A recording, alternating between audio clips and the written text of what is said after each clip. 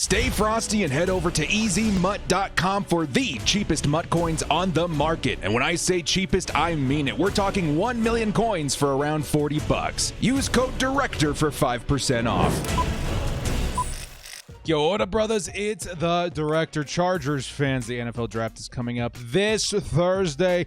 Getting super stoked about who the Chargers might be adding in this year's draft of really talented rookies. So today, we are doing our season finale of Would You Rather, a series where we take several mock drafts to kind of let you guys decide which one you like the best. Before we do that, though, I do have an announcement. I should say a sneak peek. I told you guys that I'm giving away another jersey here really soon. I asked my members which one that they would want because we're giving away 2 jerseys, and they decided to go with the fan favorite from the 2000s. Are you guys ready to see who we got? For my members, here's a sneak peek of this Sean Merriman signed jersey. Super excited. Obviously, lights out is going to get a lot of people super stoked. And then for my subscribers, again, you guys don't have to be members in order to enter for this one. We've got a signed Kellen Winslow from the Air Coryell days coming at you as a gesture of thanks for everybody who continues to support this channel. Details in that giveaway will be shared on April 29th. Yes, draft night. Before we get into this one, guys, hit us up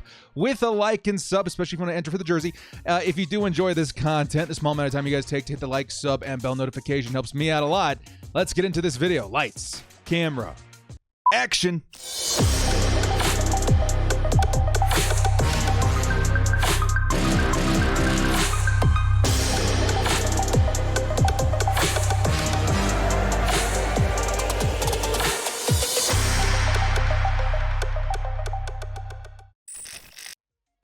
I want to play a game. The final episode of Would You Rather for the 2021 draft season. Getting super stoked about this, guys. Let's jump right into our first one. Now, this one's going to be a little bit different.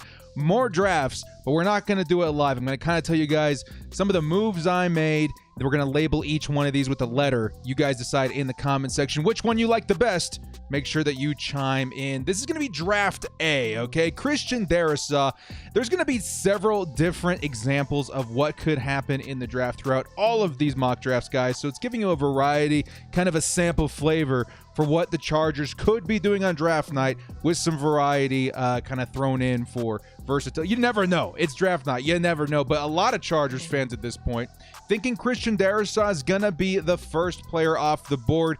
Great prospect out of Virginia Tech. Honestly, plug and play. Should be able to protect Justin Herbert for years to come. Now, in this instance, I did trade down to acquire Christian Darrisaw. We were able to turn our 3rd round pick into a 2nd round pick, which you guys can see here what we decided to do with that. So with our first 2nd round pick, I decided to go Jevon Holland, and that trade with the Patriots allowed us to have back-to-back picks in the 2nd round. So I decided we had players on the board. Let's go fix that defensive back core, at least make it future-proof, grab ourselves a versatile safety out of Oregon and Jevon Holland. And honestly, man, this would fit perfectly into Brandon Staley's defense. Adding a lot of versatility is what I'm going to try and do in today's Would You Rather. At pick number 47, Asante Samuel. I know some people quite don't understand what the hype behind Asante Samuel, but I view him as a first-round talent, ball hawk, playmaker, and he could be definitely one of those guys that the Chargers fans are like, wow, what a steal in the 2nd round if he does fall to us. And in this instance, with back-to-back picks, it was very, very easy. At pick number 97, we don't really know what's going on with the interior offensive line. Ben Cleveland, great prospect out of Georgia. He's probably going to be competing for snaps with Ode Abushi. There may be at guard, so you never know what could happen in training camp. Again, Abushi's on contract with us for 1 year, so maybe bringing in a guy like Cleveland to see what he's got isn't a bad idea. Next up, we got Dayo Odeimbo. Now, this guy, very interesting. He did have some injury concern, I think very recent, maybe back in January, but he could be a 2nd round talent if he was participating this season. There's a lot of people saying that he's probably not going to play his rookie year. This is kind of future-proofing what the Chargers might want to do in 2022. Again, great prospect, freaky size, incredible speed. He could be one of those steals in the draft in the future. The Chargers look back on and be like, wow, so happy we took a chance on him in the 3rd round in 2021. Next up at pick number 159, 9, the Chargers, I should say 4th round with Deo. The Chargers go Anthony Schwartz out of Auburn. I have drafted this guy to the Chargers plenty of times, and you guys know why. The fastest wide receiver in this draft class. The Chargers need to add some speed to that wide receiver core. I view Anthony Schwartz as a huge upside player. He could definitely work his way into the top 3. And honestly, with that kind of speed, matching him up with Justin Herbert, again, a no-brainer for me. At 185, the Chargers select Demeter Lanier out of Oregon. Again, another high upside cornerback, mainly for depth. But this new defense is going to need all the DBs it can get. And I think that combination of Lanier and Holland and Samuel Jr. could definitely revamp the Chargers defensive back core to the next level. And then lastly, a couple of fan favorites in here. Jalen Darden, special teams freak of nature. He's definitely one of those faster guys in the draft too, but I do view his talents in special teams to be the thing the Chargers should go after this player for. And then Matt Bushman, again out of BYU, one of those guys that may fall in the draft due to his age. I think he went on an LDS mission, making him a little bit older than most of the prospects here. He could end up being a steal as well. So that's going to be draft A. All right, if you guys like draft A the most, type draft A in the comments section below. But we have 3 more drafts to go through here, guys. Next up, draft B. Now, you guys knew I wasn't going to go through this whole thing without at least having one draft where we trade up for Penei Sewell. And in this case, the Chargers had to give up quite a bit to the Detroit Lions with picks in the rounds 2 and 6 in order to make this happen. So in the first round, the Chargers go Penei Sewell. I'm seeing a lot of hype on the internet right now when it comes to the Chargers advocating to go get this player if he falls past 5. Justin Herbert wants him. I think the NFL in general wants to see this happen, but honestly, it's going to be really, really tough to even think of him falling past 5 with the Bengals. The Bengals really, really, really need to add him to their roster, and it'd be kind of crazy to see them pass up on him. Next up, Richie Grant in the 2nd round, or I should say 3rd round. We had to give up our 2nd round pick to go get Penei. Richie Grant, great upside player. Again, one of those versatile safeties that we look for in these kinds of mock drafts. And I do think defensive back is going to be the next player taken off the board for the Chargers. Again, I think offensive line, defensive back, huge needs for the Bolts. And then we got lucky at pick number 97 and picked up Paulson Adebo, who I view as a starting caliber cornerback. You match him up there with Michael Davis, Derwin James, then the new fresh Richie Grant. I think the Chargers have a really nice defensive back core. Next up, Alim McNeill at 118. I think it was a little bit of a dip for him. And Alim McNeill, him and Tyler Shelvin are kind of back-to-back in most mock drafts. We got lucky in picking up Alim McNeill, who again's great versus the run. One of those really big players in the middle of that line. You see a lot of strengthening of the trenches in a lot of these mock drafts, and I think a lot of Chargers fans can agree that's where the Chargers could use most their help. Now, Rashad Weaver, very interesting. I got looking at this player and thinking he could be an interior, let's say like a 3-4 defensive end. You rotate him with Jerry Tillery, kind of see what he's got. Great measurables, great size, and I do think he could add a lot to that defensive line. And then finally, Simi Fehoko. I've talked about him before. He's around 6'3", 6'4", great speed. One of those guys that you can develop into a true number 1 at some point in the future, but he does have special teams upside, which is definitely what pushed me over the edge with him there. Then Rashad Wild Goose Jr., he was sitting there in the last pick, figured that he's a really good cornerback, and honestly, you can never have enough corners and defensive backs in this draft. I think most of my mock drafts, we get away with at least 3 defensive backs, which I wouldn't be shocked to see the Chargers do in real life. So that's going to be draft C, guys, the Penei Sewell draft B, I should say, draft B. If you guys like this draft the most, type draft B in the comments section below. Let's move on to draft C.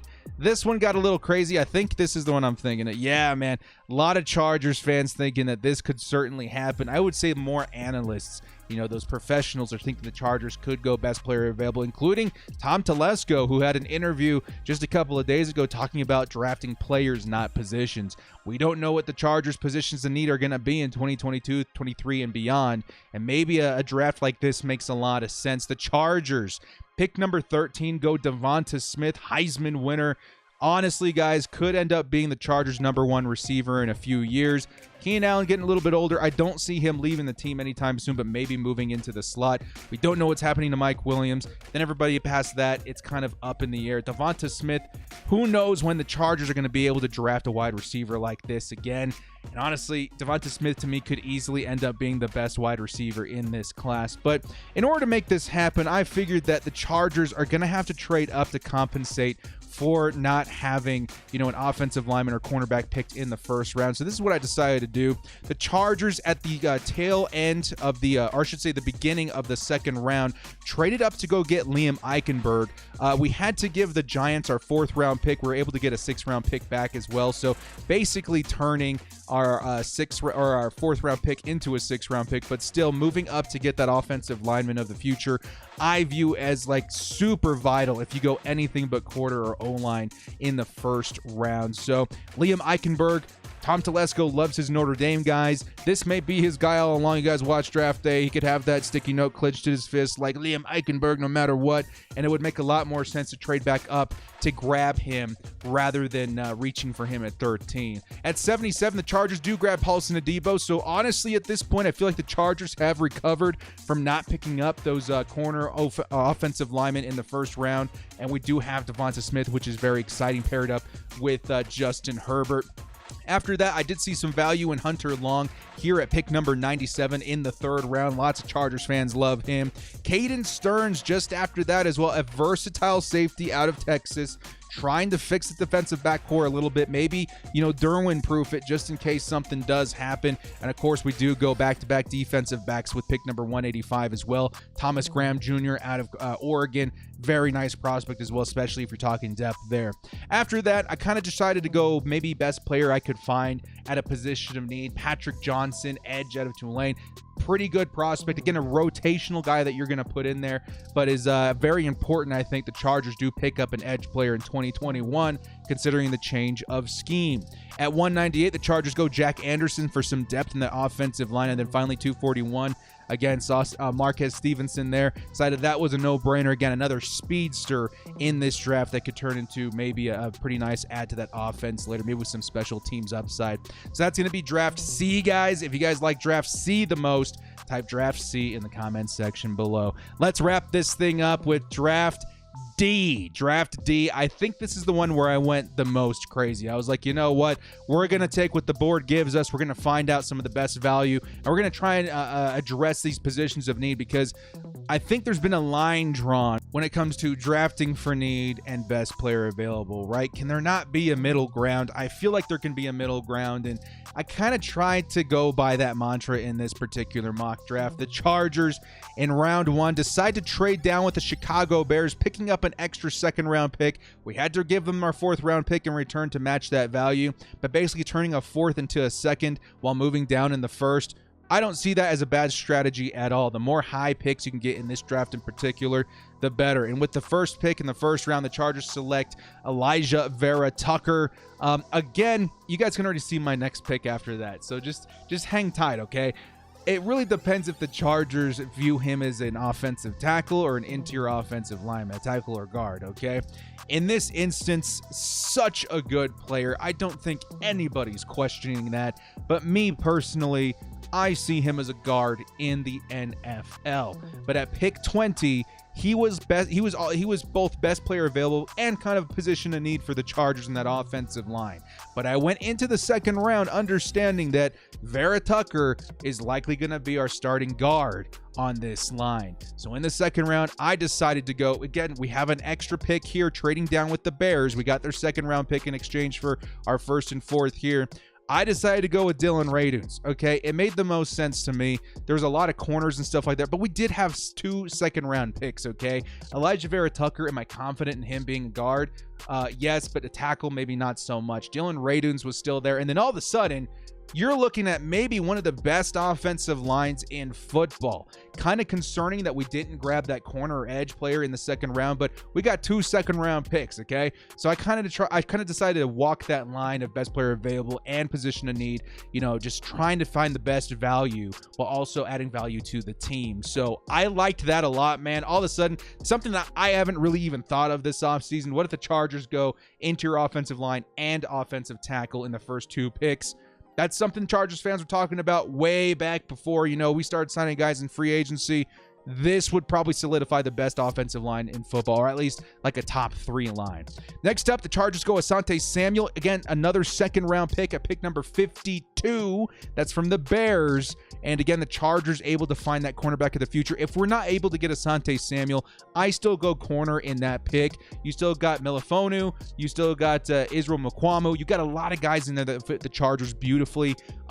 Going to offensive linemen, the moment I put this together, I was like, okay, I don't hate it at all. At pick 77, I don't think Joseph Asai is going to be there, but I can't also rule it out just because he didn't play consistently at the same position for his entire collegiate career. Right? He kind of found himself in his last season with the Texas or the Longhorns. So there's a chance that he could be there at 77. So I decided let's go ahead and grab him. Either way, edge player is what I'm looking for at pick 77. Again, going Hunter Long here at 97. Again, guys, I cannot tell you how much I love Joseph Asai as far for the Chargers. Okay, I think he fits the Chargers very, very well. He's very mean, but again, it's a little bit risky because he didn't play that position, his entire collegiate career. Hunter Long, again, out of Boston College. Chargers fans love him. Again, Chargers lost Hunter Henry.